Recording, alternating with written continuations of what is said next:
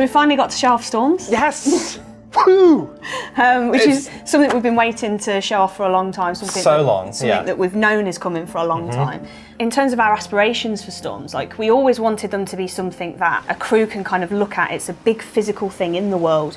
You can look at it, you can understand where it is, how big it is, you can see it moving, and you can have a look as a crew and you can decide, do we want to go through this or do we want to go around it? So we needed it to feel like really foreboding, to give you that sense of whether you want to go through it or not, but at the same time we wanted it to be exciting and exhilarating. And because the system that we've gone with, like the storm cloud and the whole thing, it's really trying to sell this idea of vulnerability and exposure, and that kind of goes beyond just sort of the visual of it's dark and there's big waves, but it's also all this kind of spray flying at you, flying off the waves, this wind which is constantly blowing at you, and you can actually see the wind affecting the direction of the rain. The sea's raging and they need to kind of battle to get through it. So we made the waves a lot bigger, didn't we, in the storm, so you get that real sense of kind of like riding up the waves and crashing down the waves. But we also wanted to make the way that the ship handled different inside the storm. So the currents of the storm will drag the wheel around like by itself. So if you don't have somebody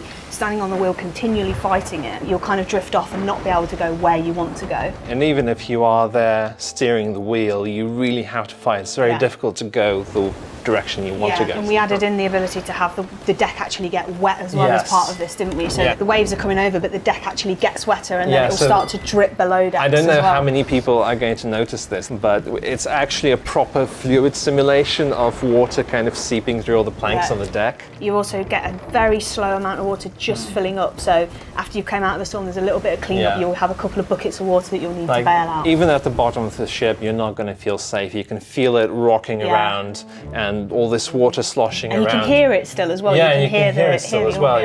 You have all the wind and the rain. It's really kind of oppressive atmosphere. From the tech art side, we've always known that was like a major milestone we were going to hit. So we've had a lot of the supporting features slowly added in over the course of development. Like the rain system was one of the very, very first things that we had the rendering team add to the Unreal Engine. And we've obviously had the whole cloud system with the clouds moving around the world, and there were things we'd added to that. Like, we built that in a way of knowing, didn't we, that we were going to want storms at some point in the future. Like we had the idea of pressure zones, which would allow you to congregate clouds in a specific area, but also to push them out and create openings within the cloud cover. So it really looks churning and angry and just tumultuous. It really looks so different from when you're just out in the water. It does. You can tell straight away, can't you, that you're in a storm. There's no doubt about it. I'm screwed. Yeah.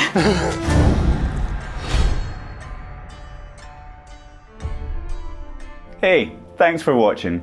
If you enjoyed what you just saw, then please like and subscribe to our channel and check out some more of our weekly videos.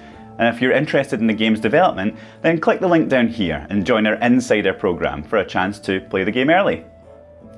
Don't worry, I'll just wait here.